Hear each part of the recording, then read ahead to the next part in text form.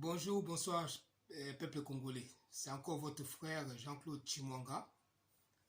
Là, je suis venu encore pour vous parler de notre pays, la République démocratique du Congo.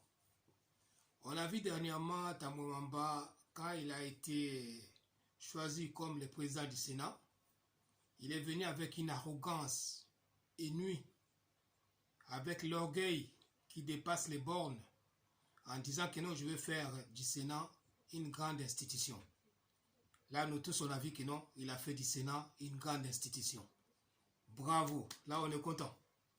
À voir que non, l'orgueil de la personne l'a amené à la tombe, là, ça nous fait plaisir. Alexis Tambwe Mwamba, on dit que l'orgueil tue. L'orgueil l'a tué. À faire palabre en pleine séance au Sénat, c'est vraiment la honte. Et faire palabre, tu as fait palabre avec qui? Les règlements des comptes, avec une femme. Au lieu de respecter les femmes, on dit que chez nous, on respecte les femmes.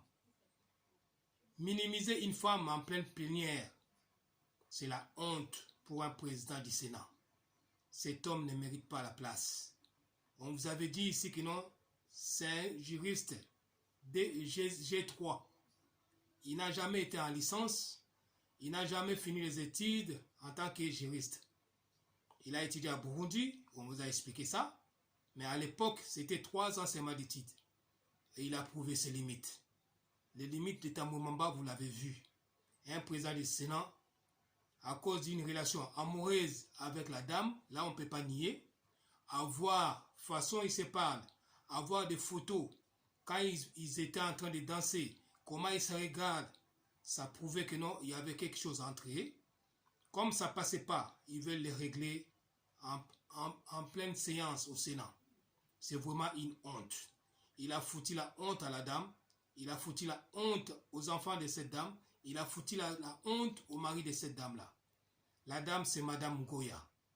Madame Bijou Ngoya, il s'est exprimé auprès de M. Eliezer, notre honorable. On a entendu comment la dame s'est exprimée. La dame, elle était posée. Bien, il a expliqué les choses. Mais à suivre de près, on sait que non, il y avait une relation. On ne peut pas nous mentir, nous ne sommes pas des enfants. Et si la dame a été choisie par ses collègues pour adresser cette lettre à M. Tambwe Mwamba, puisqu'il savait que non, ça serait de sa part, cette lettre-là, Tambwe Mwamba, il allait les prendre avec beaucoup d'allégresse. Il allait les prendre bien, sans pour autant s'énerver. Puisque les autres, ils avaient peur de demander des comptes à Tambwe Mwamba. Ils ont dû passer par la dame, comme ils étaient en bonne relation, pour que la dame lui donne la lettre. Et Tambwe Mwamba a mal digéré cela. Et il est monté en créneau pour venir faire des insultes et à minimiser la dame devant l'Assemblée. Ce n'est pas digne d'un vieux de son âge. 82 ans. Nous, on n'était pas encore nés. On n'était pas encore nés.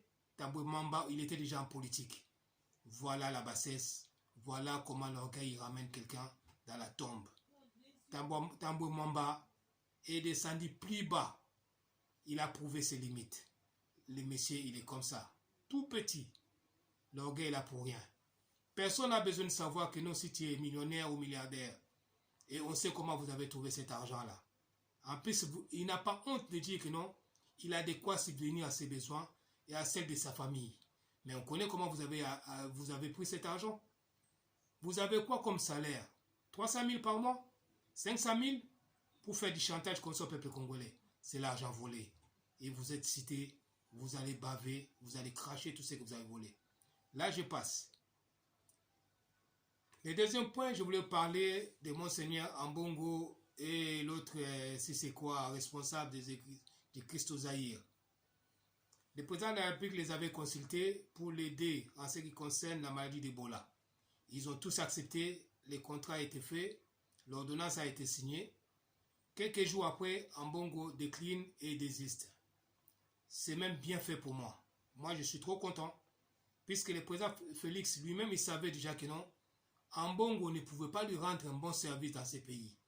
Puisque Ambongo, tous les peuples congolais, ils ont vu comment Ambongo il a réagi quand le président Félix a été élu président de la République démocratique du Congo.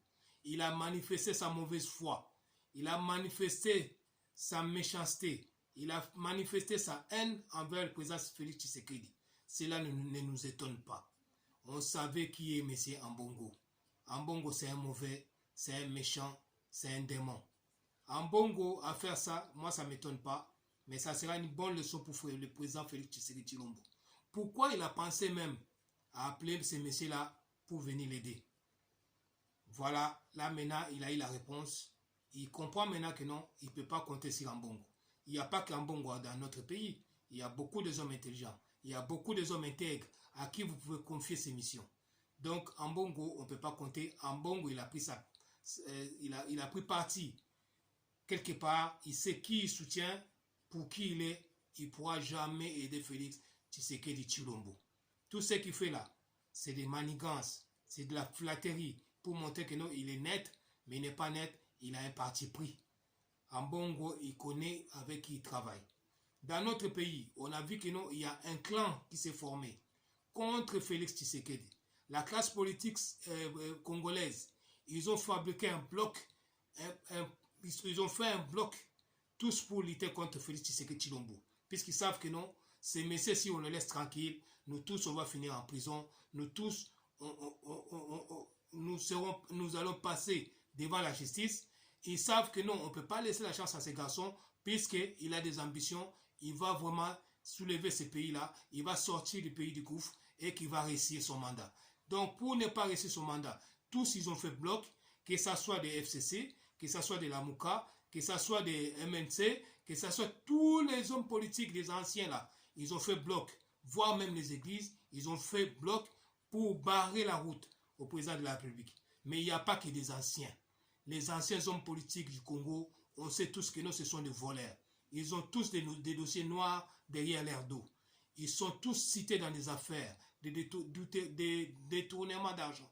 Ils sont tous cités dans des affaires de vol.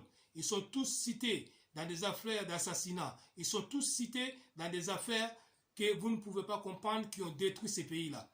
Tous, ils savent que non, avec Félix Tshisekedi Tshilombo, nous, on n'a pas notre place au Congo. L'heure est venue pour que non, le président de la République puisse changer la classe politique congolaise, rajeunir la classe politique congolaise, faire confiance aux jeunes. Il y a des jeunes qui sont doués, qui ont du talent, qui sont intelligents, à prendre avec lui. On a vu dans les cabinets l'affaire des 100 jours. M. Jamal a cité il a cité les conseillers du président François Beya dedans. Si c'est François Beya, il a cité dans ce dossier-là. On a vu la réponse de François Mwamba qui a répondu que non, moi j'étais là juste pour leur dire que non, voilà, il fallait faire ça, donner juste les directives. Mais, vu que vous êtes déjà cité, dans les cabinets du bureau de la présidente de la République, président de la République, on vous avait dit depuis longtemps que non, vous êtes seul. Il n'y a pas quelqu'un qui est avec vous, qui peut vous aider. Vous êtes seul dans ces cabinets-là. Vous êtes seul. Il faut rajeunir ces cabinets. Vous travaillez avec des traîtres, avec des gens mauvais qui vous veulent du mal. On a vu M. Eberhand qui assume l'intérim de Vital Kamerhe. Il a un cabinet parallèle des avocats. Et ce cabinet sort beaucoup d'argent dans notre pays. Président de la République, vous le savez. Et tous ceux qui vous entourent dans votre cabinet, vous savez que non, ils ne sont pas pour vous. Tout ça, ils sont venus là pour vous détruire. Si vous ne faites pas attention, vous allez finir le mandat comme ça. Vous n'aurez rien du tout avec ce genre de personnes.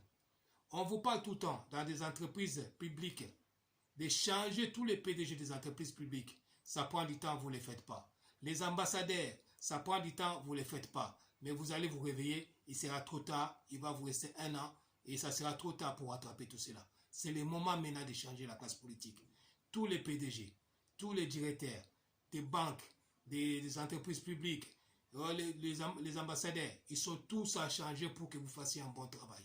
Si vous ne le faites pas, bah, ça sera de votre faute. Et nous, les peuples, on sera là pour vous dire que non, voilà, on vous avait dit. Puisqu'on dit et on le redit, on répète, on se poumonne pour ça.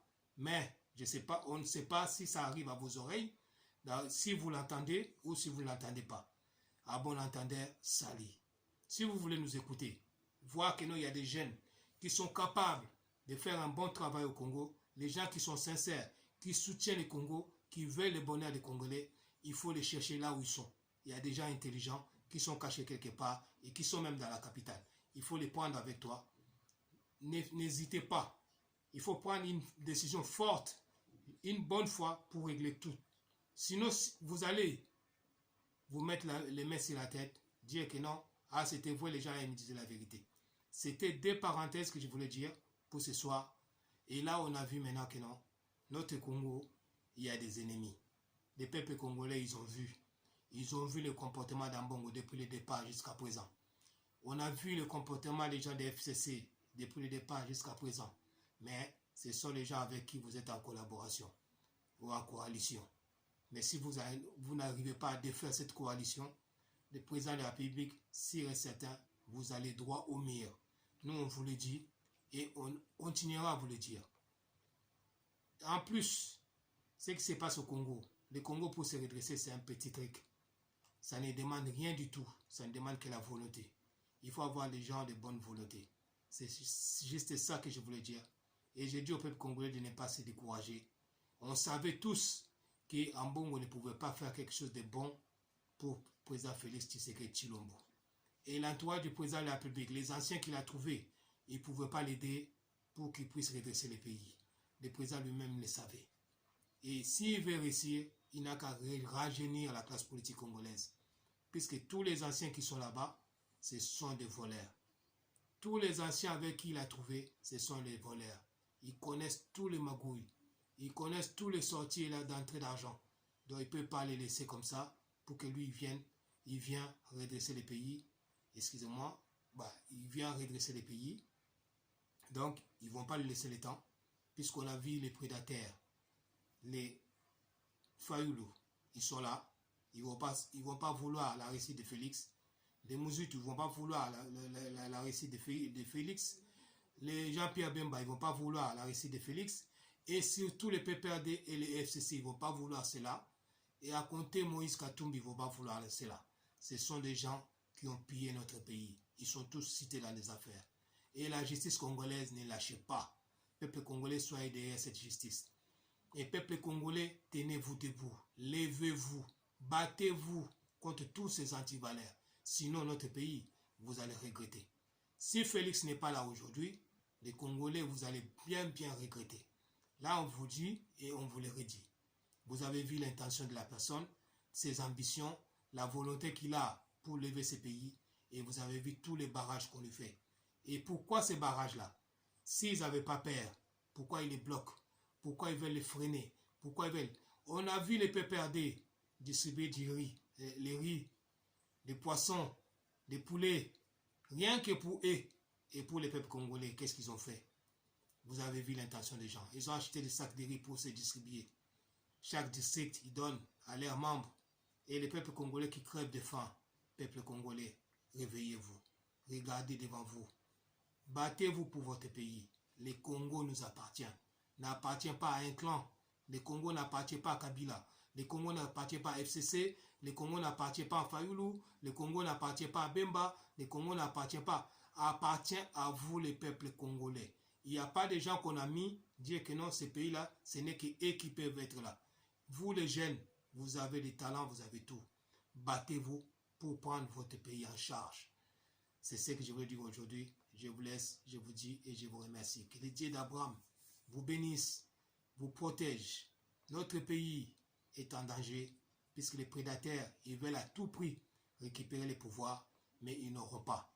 Tout ce qu'ils font là, c'est en vain, puisque le pays est déjà entre les mains de Dieu. Le président de la République a confié ce pays-là entre les mains de Dieu. Ce sont les épines que Dieu est en train d'enlever sur notre chantier, notre chemin. Puisque on a nos pieds là, c'est une lampe, partout on pose les pieds, c'est clair.